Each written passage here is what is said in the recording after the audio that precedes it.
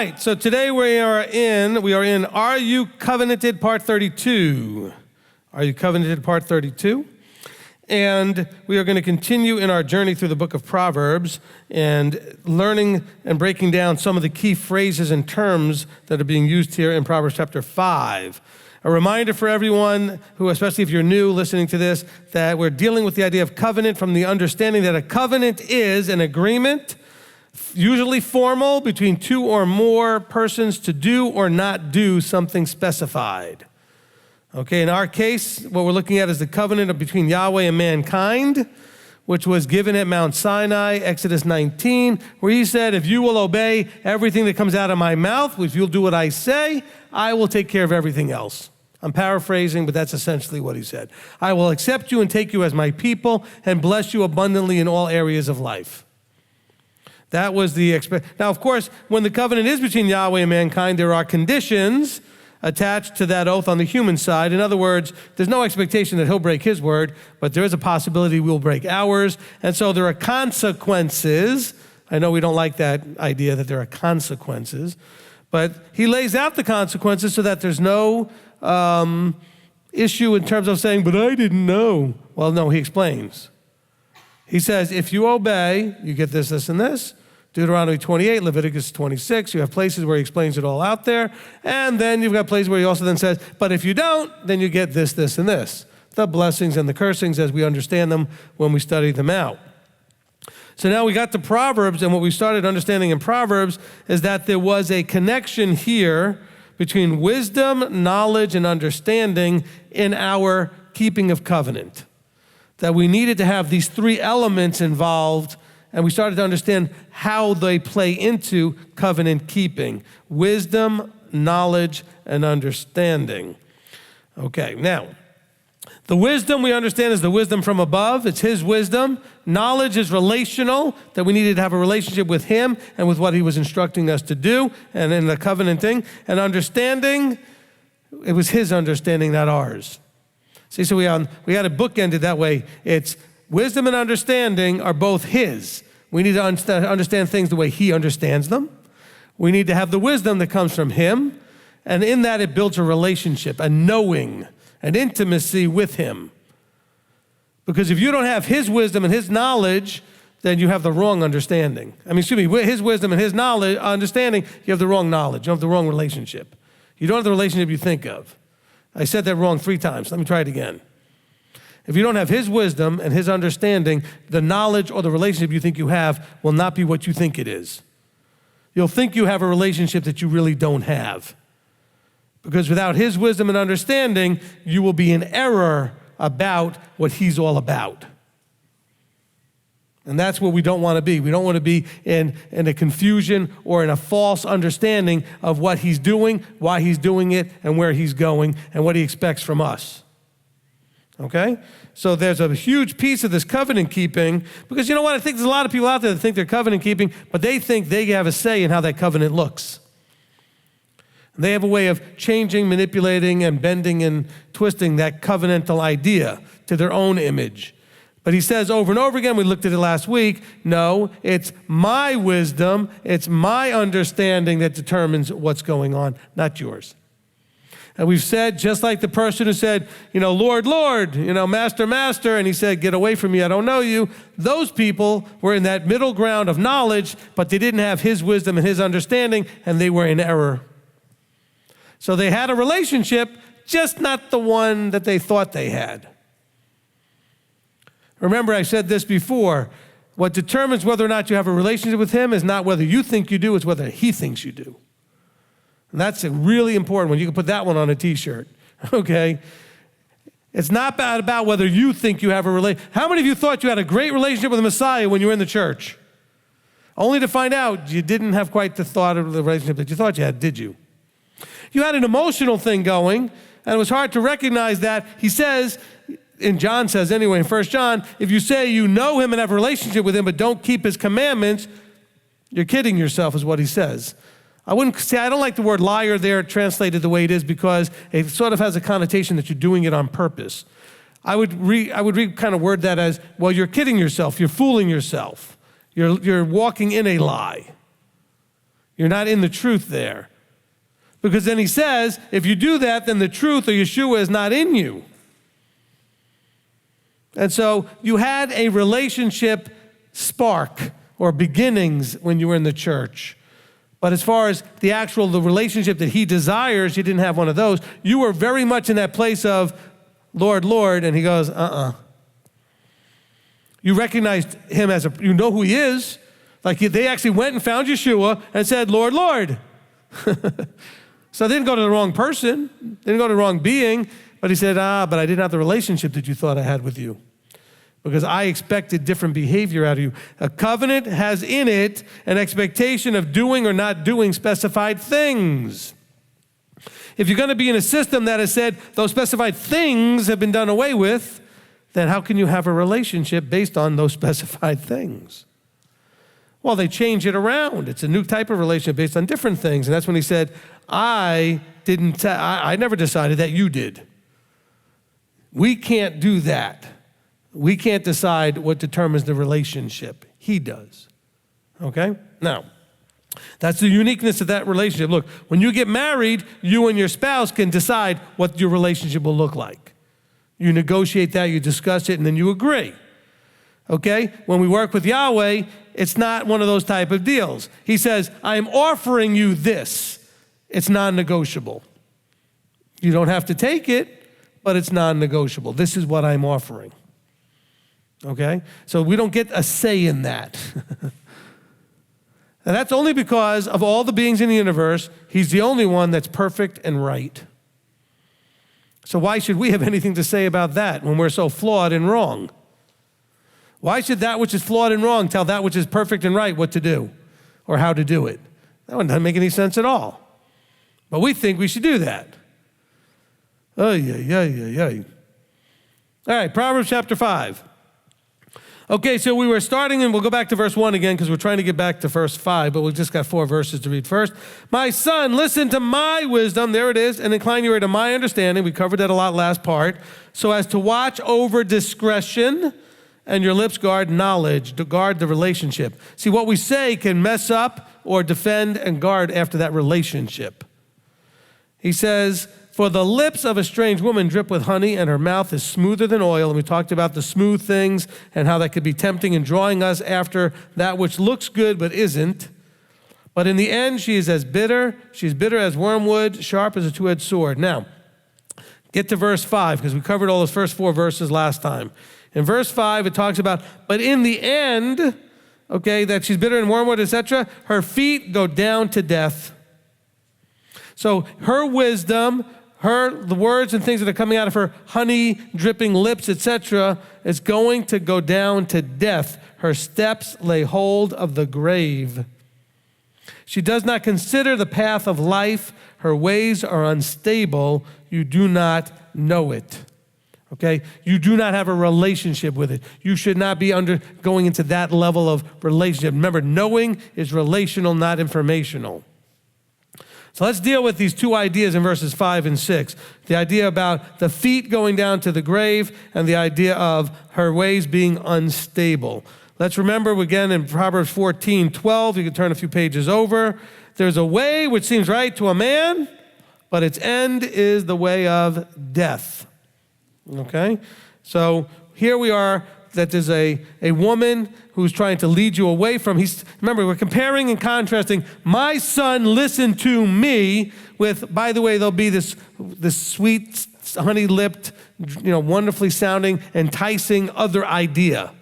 But listen to me, don't listen to that. It's using a beautiful poetic picture language here. Don't get distracted by that. It's basically saying, my wisdom, my understanding, but there will be somebody else who's going to sound like their wisdom and their understanding is better, more clear, what you really want. It's enticing, it's alluring, it's tempting, okay? But he said, look, in the end, it leads to wormwood, which we talked about with disobedience and going off in the wrong direction and how that ends up blowing up in your face. And he's saying, but her feet go down to death.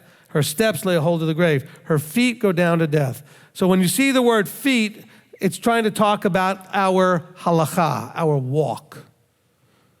Okay, because it's not just literally about her feet and going somewhere. It's following in her footsteps, which is following the way somebody does something.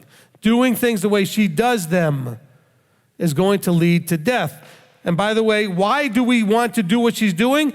Proverbs 14:12, because it seems right to us.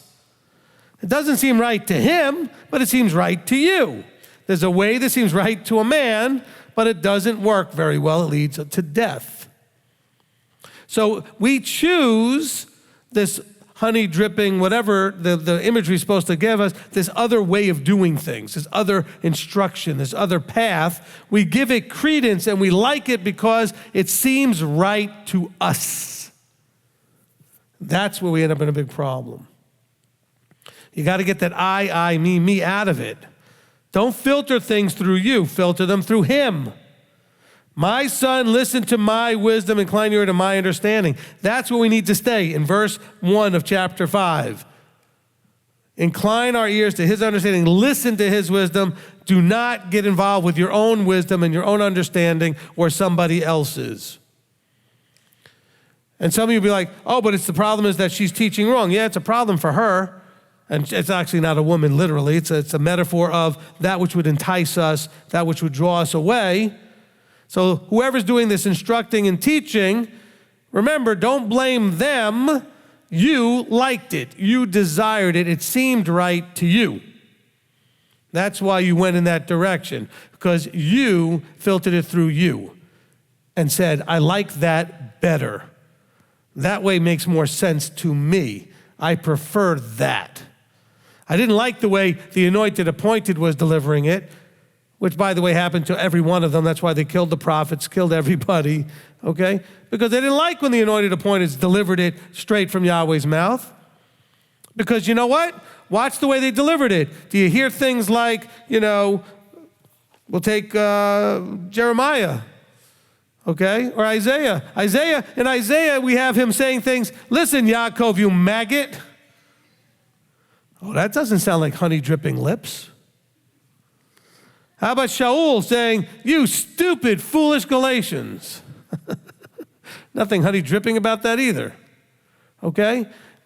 We have to be careful that we're not filtering through our emotional sensitivities. We have to just want it to be listening to his wisdom and his understanding. All right, so her feet. Let's go to Jeremiah chapter 10. We're dealing with this idea of feet. Now, I could tie it into Proverbs 6 for you. My wife would probably be very happy if I did that, because they're doing a teaching on Proverbs 6, so maybe I'll do that in a minute here, okay? Stephanie's happy too if I go to Proverbs 6. Okay, we'll do Jeremiah 10 first, though, okay? We do have a teaching on Proverbs 6. You could always hear that anyway, so you don't need to have me say it now, but we'll just do it because it'll make my wife happy. And as a husband, I want to make my wife happy. So, by the way, none of you need to be paying attention to that. That was just between us. Okay. Jeremiah chapter 10 and in verse 1. Okay? We're going to kind of go through a good chunk of Jeremiah chapter 10 so that we get to this understanding that, okay, let's just read the verse that we're going to get to. We're going to get to verse 23, so you know why I'm in Jeremiah 10. Let's go look at verse 23. O Yahweh, I know the way of man is not in himself. It is not for man who walks to direct his own steps. Now, I could be like a normal Sunday preacher and say, that's all I need to do is go to that verse because it says what I want it to say, and that's great. And it's actually the right verse to make the right point, even though the Sunday guys don't always get that right. But I want you to understand why he's saying it. Why is that verse in verse 23 being said? What is going on where he realizes, I know the way of man is not in himself? Let's go to chapter 10, verse 1. Let's get the context here. Hear the word which Yahweh speaks to you, O house of Israel. Now, some of you have not really figured out who you are or who you're supposed to be. Go listen to Discovering Your Identity. It's part of the CC 101, the Covenant Community 101 teachings, because you need to first recognize that you are, if you're covenanted, Israel. Because some of you may read that going, oh yeah, but that's for those Jews. Well, it doesn't say Judah here, it says Israel. That's all of them. Okay, listen, house of Israel. Okay? And he says, thus said Yahweh, do not learn the way of the Goyim, the Gentiles, the nations, and do not be awed by the signs of the heavens, for the Gentiles are awed by them. So that's the problem that's going to lead us to verse 23, is that we are learning the ways of the nations, or we've already learned them, and now we come into this and we don't want to let them go. Some of you have more of that struggle. You've already learned the ways of the nations. You were raised that way, and now letting go is kind of hard to do.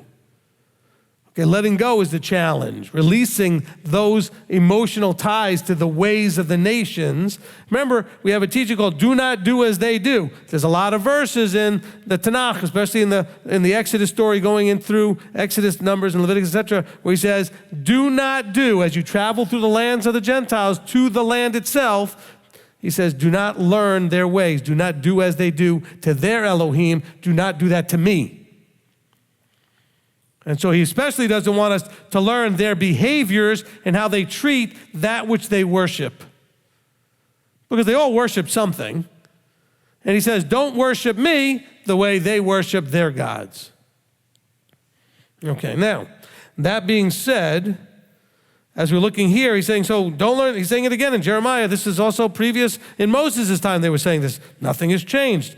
He said, don't be awed by. Okay, and it's not just awed by the signs in the heaven. He said, don't be awed by what the Gentiles do. Wow, that looks good. That seems to work. That looks fun. I like that. Also, don't come into Torah observant covenant and go find yourself a Messa-Costal, Messa-Baptist, Messa-Lutheran, Messa-Catholic, Messa-Mess. Because it has some of that stuff still in there that you like and you're comfortable with. Look for the truth that's the truth. And stop filtering through the denominational background that you come from. Be careful with that. He says, for the prescribed customs of these peoples are, worthless. See, he talks real nice and sweet and honey dripping. You need to get to the place, a lot of you are already there, but you need to get to the place where, you know what? You're just tired of the sweet talk and you just want it straight. Can you get there where you said, you know what, I've heard enough ear tickling, blah, blah, blah. Everybody's happy, feel good, name it, claim it. Just I'm walking in favor of nonsense. You know what, life is hard. You know that's all not true. You have your moments, but you want to figure this out because reality is where we want to live. A lot of them are wanting you to live in fantasy land. But we live in the real world. In the real world, there's real problems, but there's an Elohim, there's a creator, there's a Messiah that we can lean on to help us survive through this place called the world, the life that we have. And nowhere does he say, while we're scattered in this dispersion, that if you just believe and call on his name or make an altar call or whatever, that then, gold is going to fly out of your belly button and roses out of your ears, okay? He doesn't say all of a sudden all your life is going to be perfect now. There's no such verse. Now, if you say, well, I heard this guy on Sunday say that, well, he quoted one verse out of context, probably. Okay, when I say probably, I'm saying probably he quoted a verse, maybe. Okay, the out of context part is not probably. I'm sure that it's out of context. Let's understand that he's saying, look, the prescribed customs of the people, the way they do things is worthless. Now, there are those that will think the next couple of verses are describing a Christmas tree, and it certainly could be. It also could be that they cut down a tree and they fashion it into an idol. So there are those that say, that has nothing to do with a Christmas tree. Certainly sounds like one, though. He says, for one cuts a tree from the forest, work for the hands of craftsmen with a cutting tool. They adorn it with silver and gold, and they fasten it with nails and hammers so that it does not topple. Of course, that could be an idol, or it could be the tree, okay?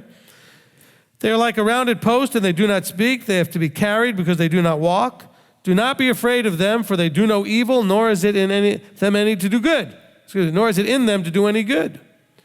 There is none like you, O Yahweh. You are great, and great is your name, your authority in might.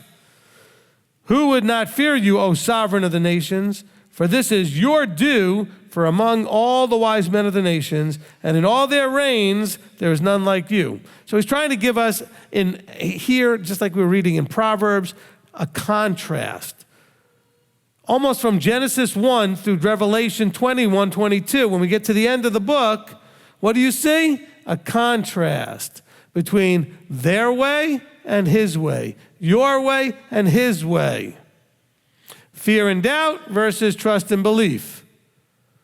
So he's giving us comparisons. He told you their way is useless, it's worthless, they do these things, don't do them, don't be impressed, don't have awe about them, because there is none like your Elohim.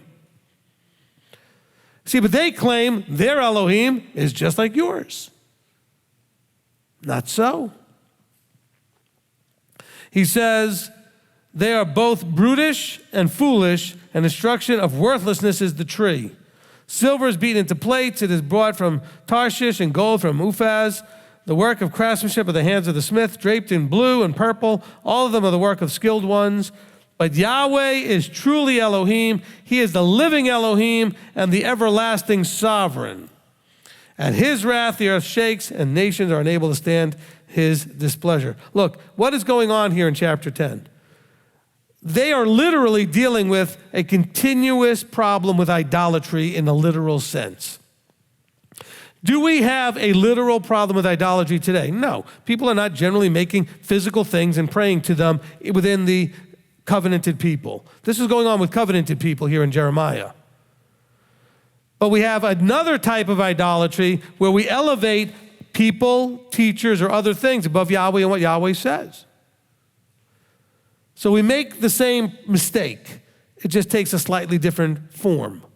Instead of a physical form, like a physical idol that looks like a fish or looks like a whatever, like a Dagon or a Chemosh or whatever it was, we don't do that today within the covenanted body. But remember, when Jeremiah is walking around Jerusalem, this stuff is going on all over the place. They're still making these things and still selling them and buying them and everything. And Yahweh says, no. For Yahweh is truly Elohim. He is the living Elohim and the everlasting sovereign, and in his wrath the earth shakes, and nations are unable to stand his displeasure. Say to them this, the Allah that did not make the heavens and the earth shall perish from the earth and from under these heavens. Now, let me take this moment just because I can, okay? To clarify some, what's the word I'm looking for? Okay, the word studies that people do, okay? The way words are derived. The etymology, thank you, that's the word I was fishing for. Okay, I want to fix some of these etymological problems that you guys have. Because some people out there will have a big problem saying the word God. Why? Well, because it's connected to some pagan thing, blah, blah, blah, blah. Listen, almost every word coming out of your mouth, I could probably extrapolate back to something. But let's look at here. Yahweh himself refers to the false Elah. Elah for singular for Elohim. The false Els. El and Elohim are not unique to Yahweh. He uses it the way we would use the word God today. In other verses, he says, do not worship me as they worship their Elohim. He used the word Elohim with them. He says, I am Yahweh, your Elohim. So let's just be careful that we don't get all caught up in this sacred name, very somewhat emotionally abusive, because people are judgmental about, oh, if you say the magic name, then all things go great. If you don't, you're going to hell or something. Okay, let's not do that. Okay, 99% of the people that I talk to that think that they understand the name a certain way have zero background in Hebrew.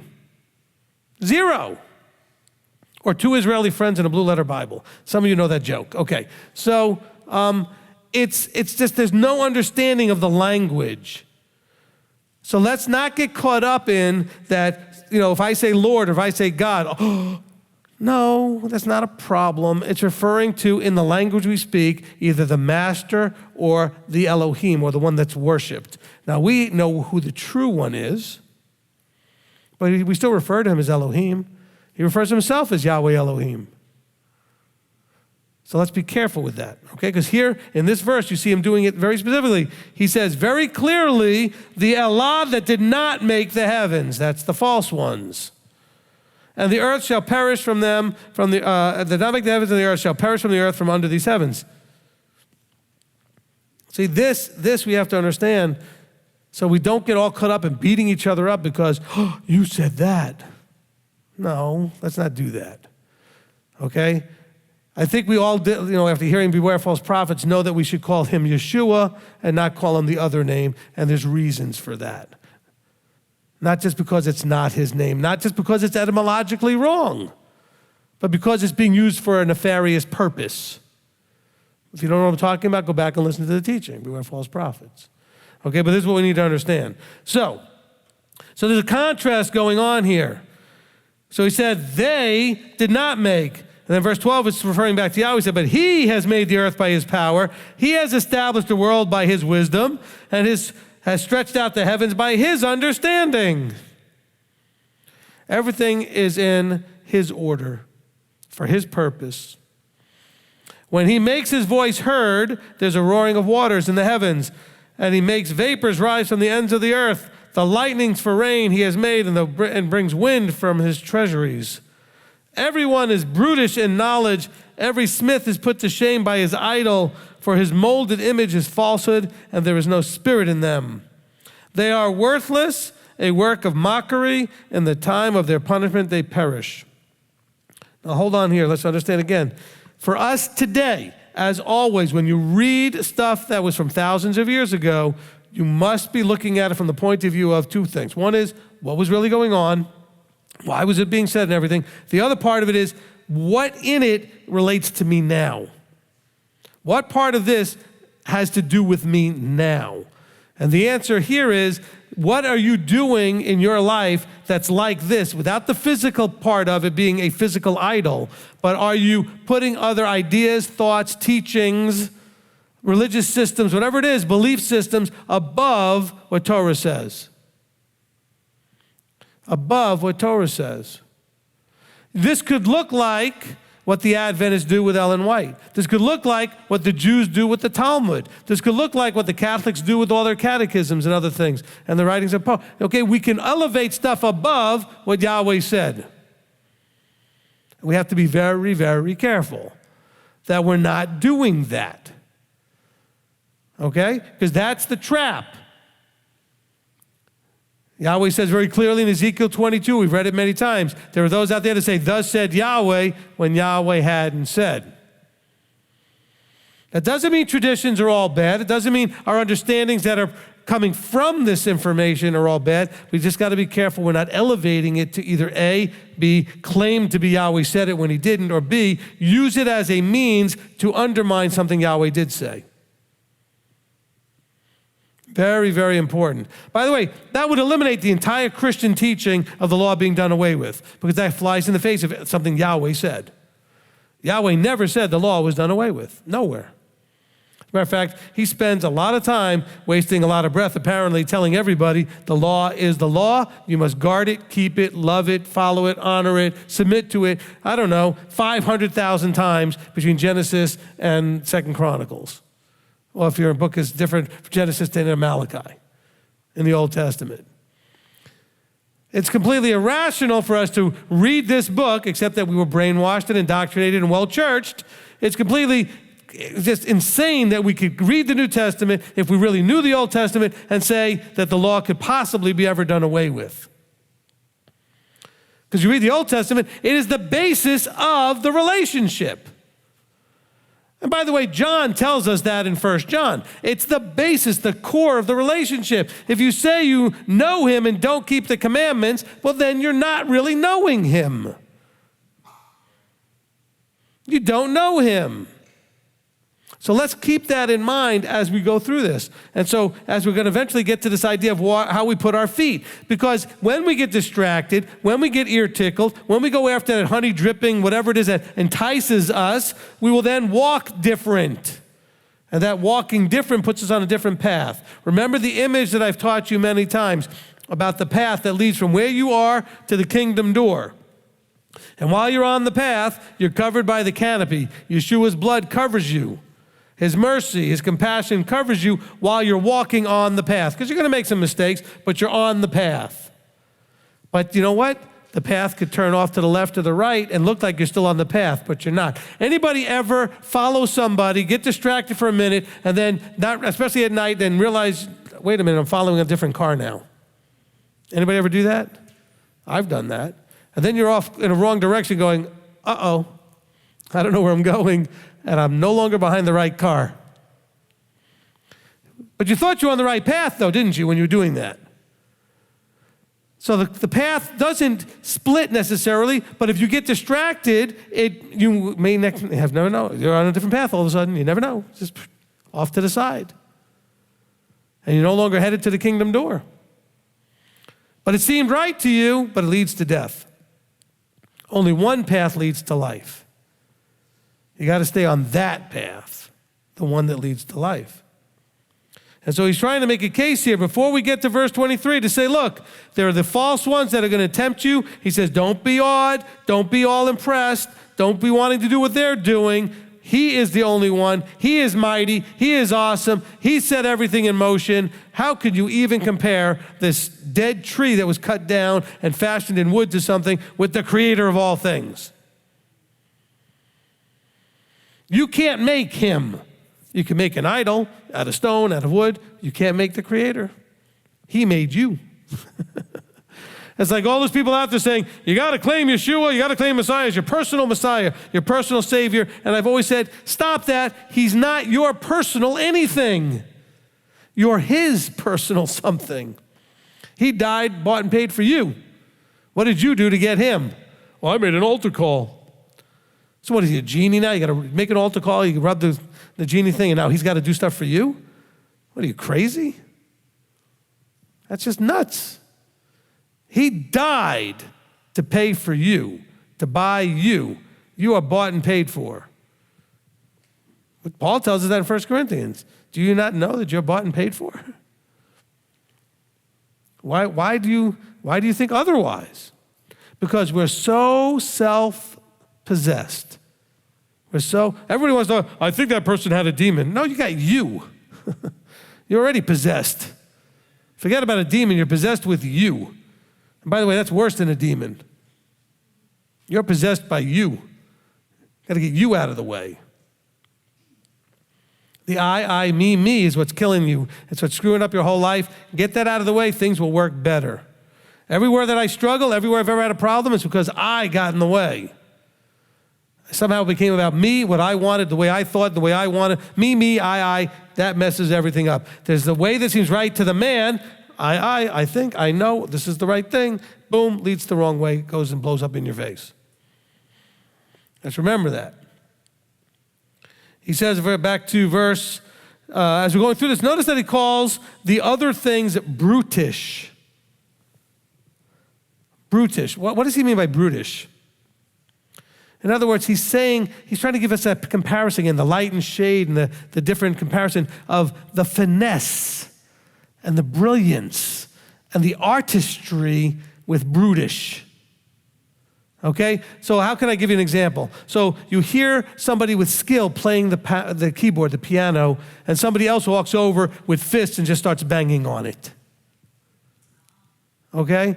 That's brutish, as opposed to the artistry that you can do when you take the time to have the skill developed to do it the right way. He says, oh, these guys, everyone is brutish in their knowledge. In other words, they're just in big, ham-fisted ways. They use that term, and that's unclean.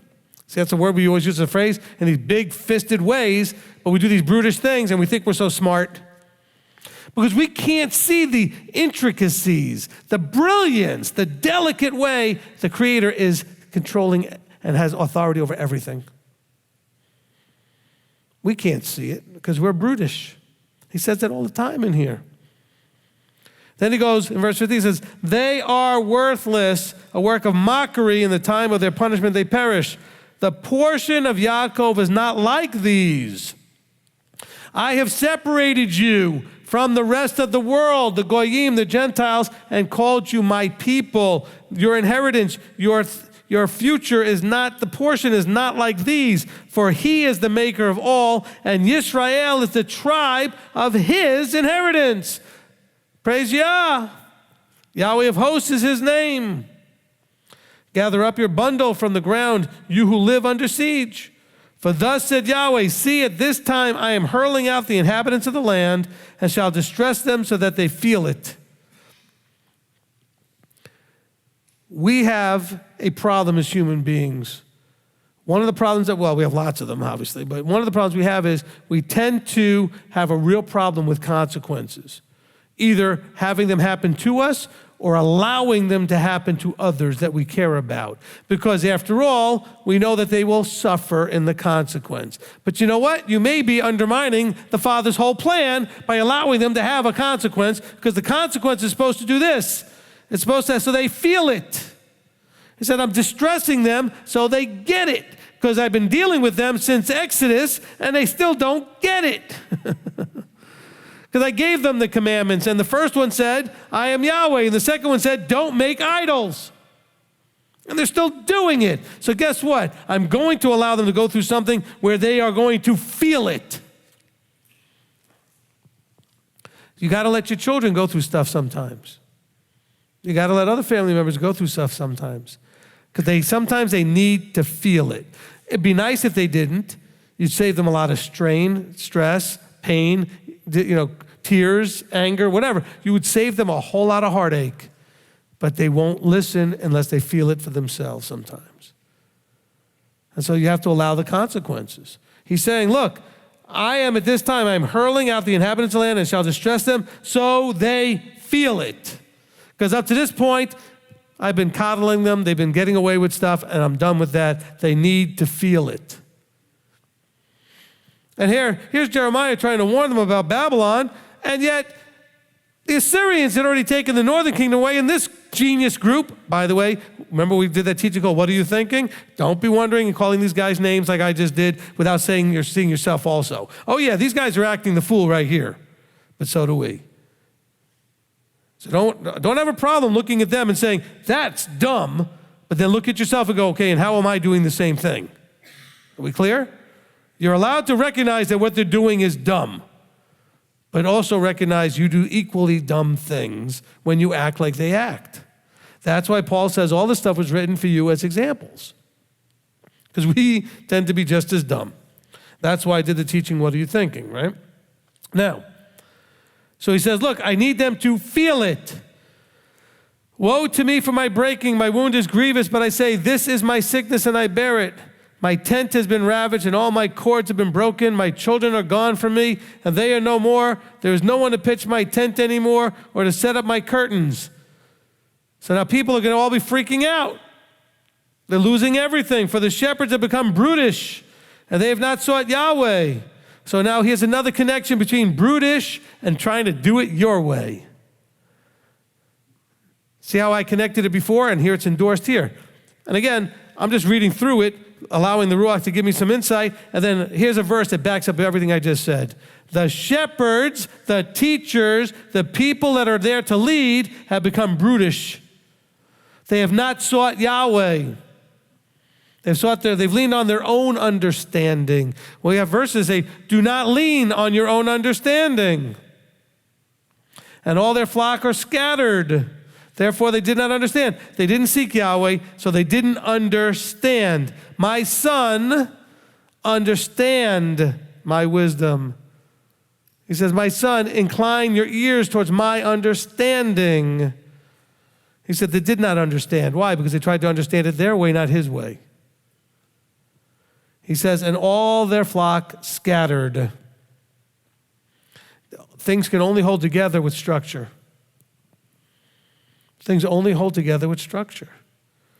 So if you think of it like liquid, if you put it in a container, it holds together. You pull the container away, it just scatters. You could do it even with sand, something that's fairly loose.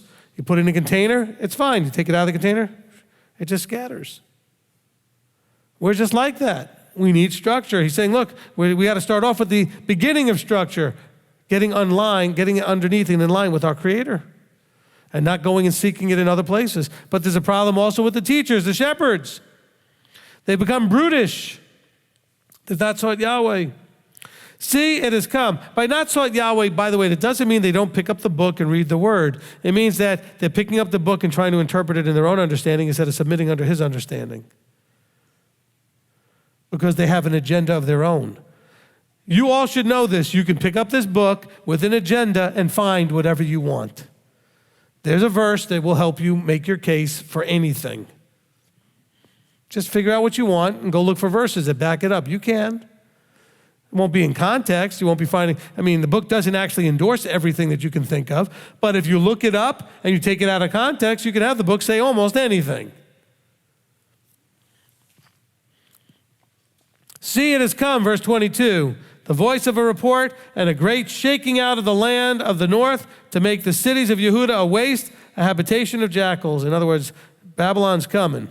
Oh, Yahweh, I know the way of man is not in himself. It is not for man who walks to direct his own steps. So here's a recognition of this is the problem.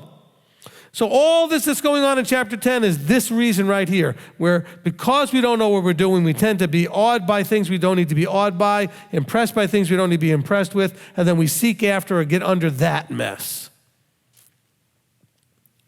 He says, oh, Yahweh, I know the way of man is not in himself. It is not for man. Okay, let's wait. It's not in himself, so that's why they need anointed, appointed, and teachers and structure. And by the way, there are people out there that say, I'm getting really tired of rabbis saying this every week and really finding excuses to pick on structure and leadership and anointed, appointed. You know why? He says it, so I say it. And if you could tell me that something else is the problem other than this, I'll start teaching something else. I'm open. If you can show me that the problem is not leadership and structure and how we interact with it, then I'd be happy to teach something else. But everywhere we go, what's the problem right here in Judah when Jeremiah is going? They had a problem with leadership and structure and being in line with their Creator.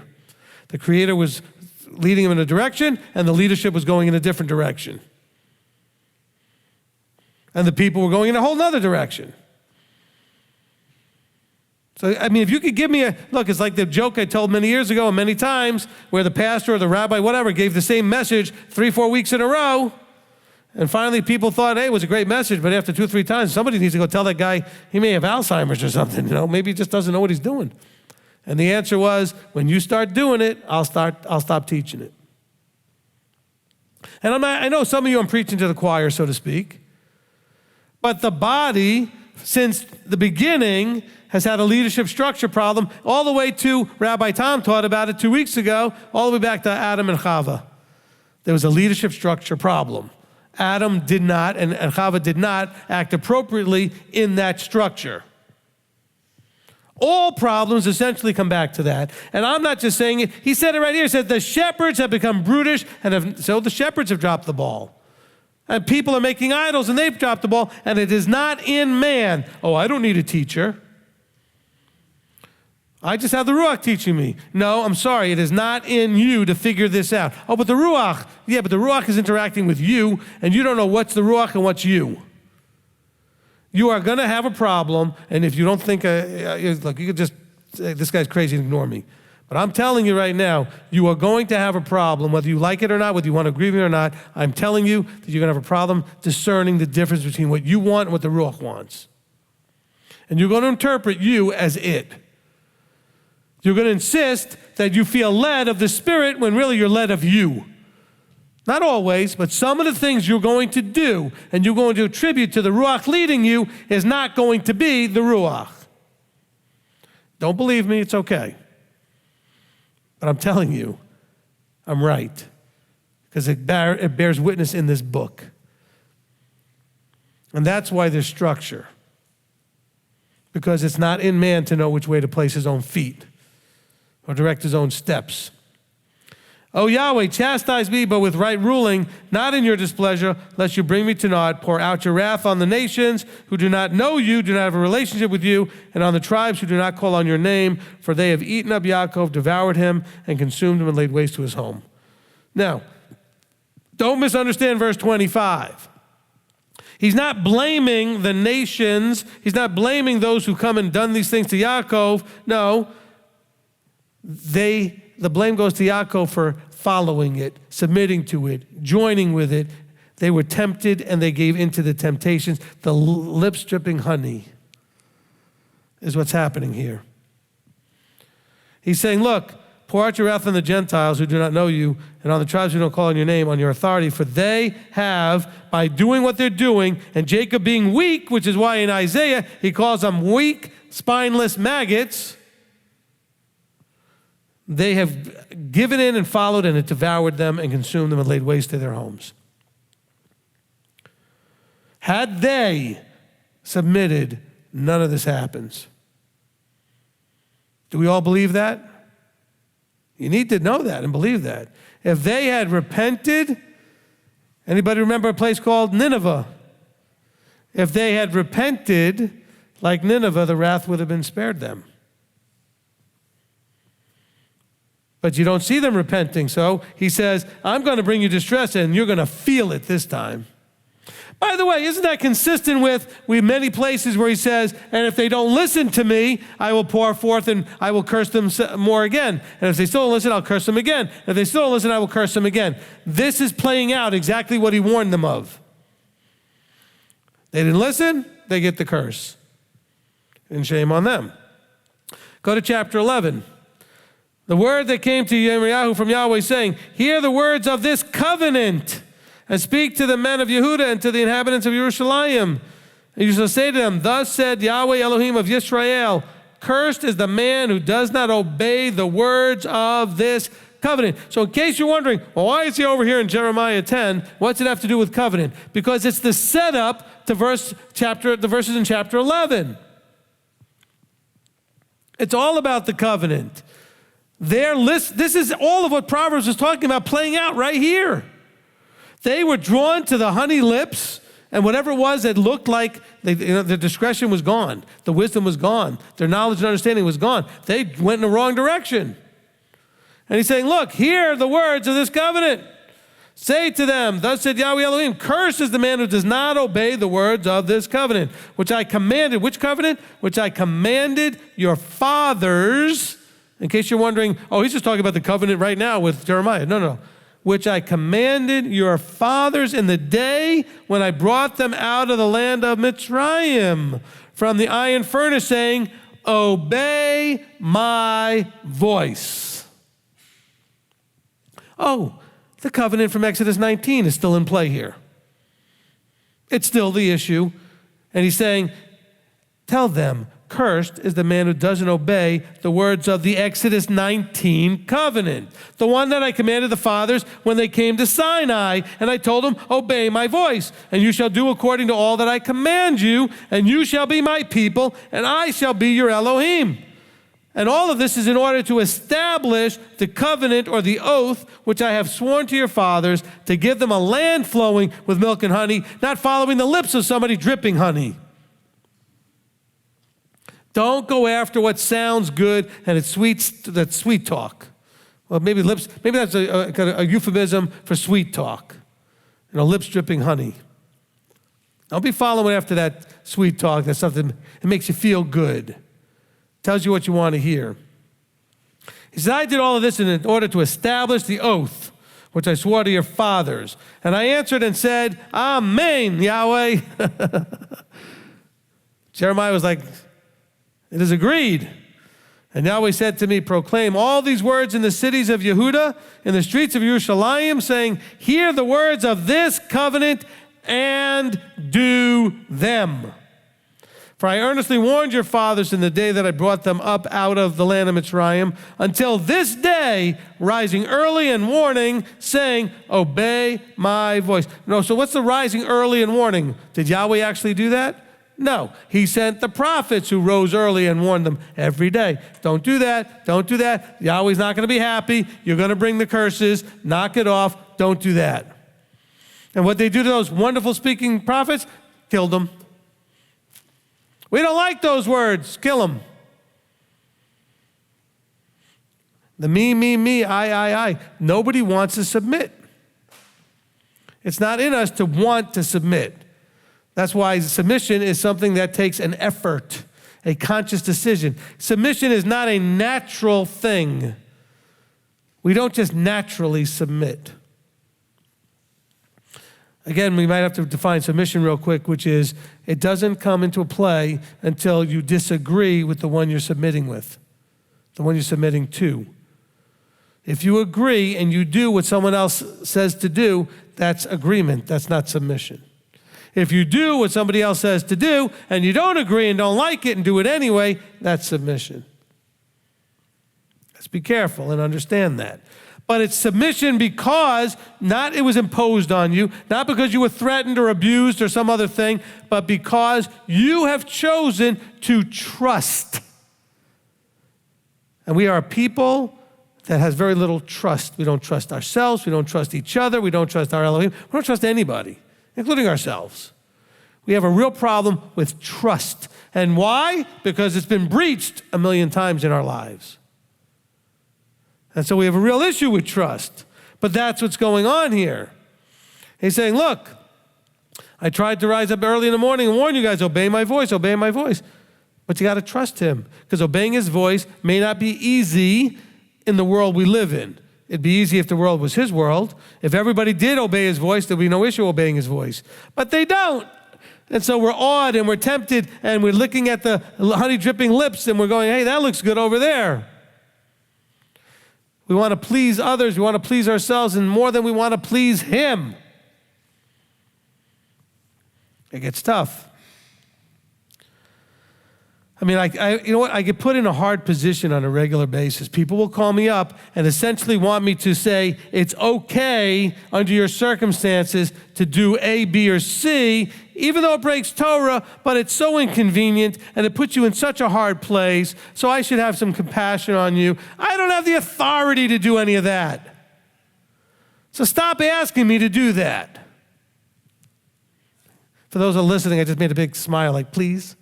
Okay? Stop asking me to give you permission to break Torah. Call me when you're confused. Call me when you don't know what to do. Call me for encouragement. Call me for counsel. But please, you know you're doing it. You know it's, because you'll say to me, well, you know, I know I'm really not supposed to blah, blah, blah, but under the, no, you know you're not supposed to do it. So stop seeking me to give you permission. I don't have that authority. I'm going to use that from now on. When they come here and say, I'm sorry, I don't have the authority to give you permission to break Torah. So stop coming to me and asking me to do that. Because my heart, I'm still human, is to want to say yes. I feel your pain. I have empathy. I have sympathy and compassion. I can feel the temptation to tell you yes. And I can feel your whole disposition just drops when I tell you no. You can't do that. And you look at me like I just told you your loved one died or something, because you're so downcast because life is about to get difficult because of Torah observance. I don't know. When I read the book, I didn't come into this expecting that life was going to just be simple. I came into this expecting it would be difficult once I made the choice to follow our Messiah and to keep the commandments, because he told us it would. He said, you live in the world, and being in the world and not of the world is not going to be easy.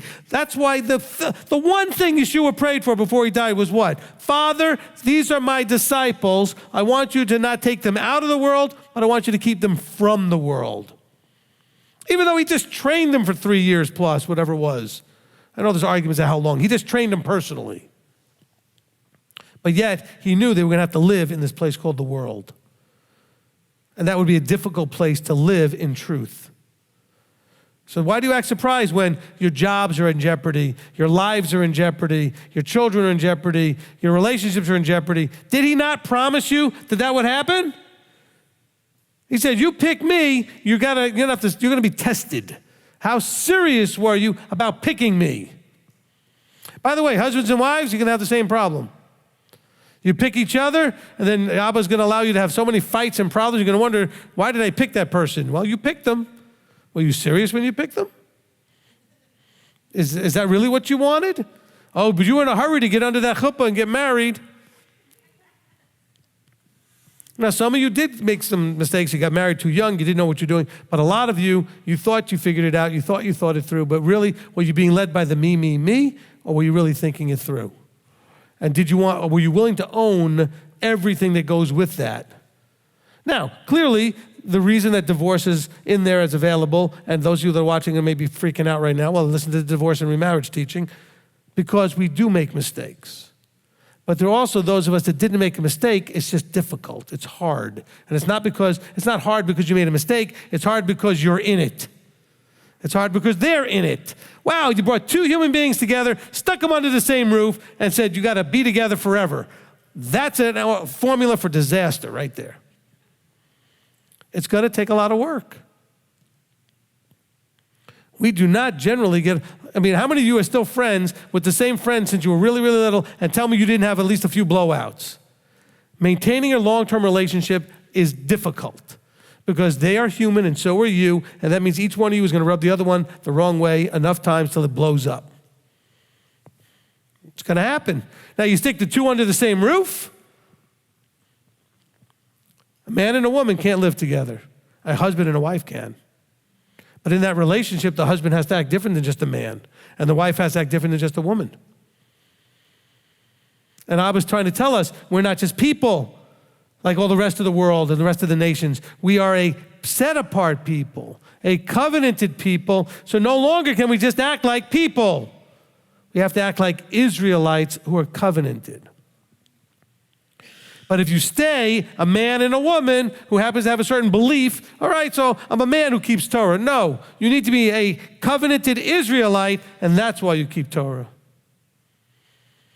So you ask a Jew, why do you keep Torah? The Jew says, that's a dumb question. I'm a Jew. What do you mean? It's like asking a bird why it flies. Why do you fly? I'm a bird. Okay? See, some of you keep Torah because you chose to. Stop thinking that way. You keep Torah because it's what you were made to do. You only brought awareness to it. You only made aware of it more recently than when you were born. And it was brought to your attention that you are made to do these things. It was made for you, and you were made for it. Just like a bird flies or a fish swims, you were made to be covenanted in the context of Torah observance, or using Torah observance in the context of covenant, whichever way you want to look at it. But we struggle. And why do we struggle? Because we're messed up human beings.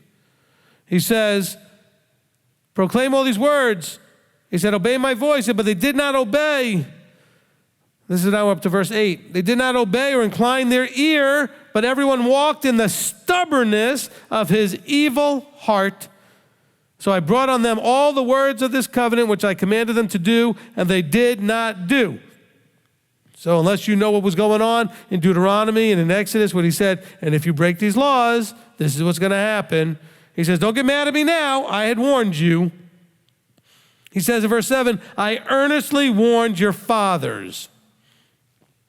And if they didn't warn you and all the generations down through it, I'm sorry, but I warned them and I told them. Even Moses made them memorize a song about it so that they wouldn't forget. He says, you need to know that you were warned. By the way, all of you that read this book, you have been warned on what happens in your life and where you are going or not going based on your choices. Because remember, the reason we exist is to make choices, right? The teaching I did on that, making decisions, is the reason you exist. But they did not obey or incline. In other words, it wasn't in them, so they had to make an effort to incline their ear. See, you're all used to the magic wand theory. You know, you make an altar call, you come and find out about Messiah, and then he does everything else for you, and you don't have to incline yourself. You have not lost any of your personal responsibility when you came to Messiah. It just became more important because now you understand the meaning of it. You know, I've said this a lot. Maybe I should say it again. When Messiah died and was resurrected, that did one important thing. It did a lot of things. I'm going to point to one important thing. It made what you do matter. Torah observance meant nothing until that moment. Anything you did didn't matter until that moment because what you did was still going to end up in death. So what he did was not do away with the law, he made it matter. He didn't do away with anything, he made everything you do matter. Because now there was an opportunity for life. And by the way, it was retroactive to the beginning of creation. That moment could have happened at any moment. It didn't mean that the people before he did it are just like out of luck. Okay? But everything they did made them heroes in Hebrews 11, right? These are the heroes. By faith, this one did this, and by faith, this one did that. And it was pointless because it was before he died. No! it only had meaning because he died and was resurrected. Now all they did, now they're awaiting the promises. Because it says none of them received the promises. They're all waiting on us and all to receive it together. I don't know how the Christians read that and think that, so that means that when you die, you go right to heaven or something. No, if they didn't go, you certainly aren't going. They're all sitting and waiting. They're in some place where they're in that place of non-existent waiting. That's Abraham and Isaac and Jacob and Moses and all the great Noah, everybody that you read about in Hebrews 11. All the heroes. Oh, and you think you're better than all of them? Or that you deserve it more than them? I'm special. See, that's really one of the other insidious things, I think, my opinion anyway, that Christianity does as a system. It makes everybody in it feel special. We're special. Well, you're just as much dirt, flesh-suited people as everybody else. He just happened to wake up your attention, now wants to see what you do with it. Doesn't make you more special than anybody. Well, we came into existence after the giving of the Spirit. Well, the Spirit existed and was in people way before Yeshua died in Acts chapter 1 and 2. Go listen to the teaching on understanding the Ruach. Okay?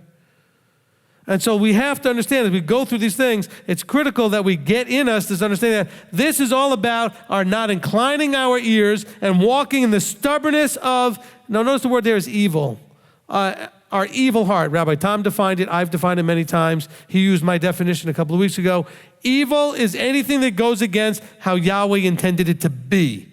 And we have a heart that wants to go in a direction that's not in line with what he wants. That's evil. It's our stubborn wanting to go in our own direction, not his heart.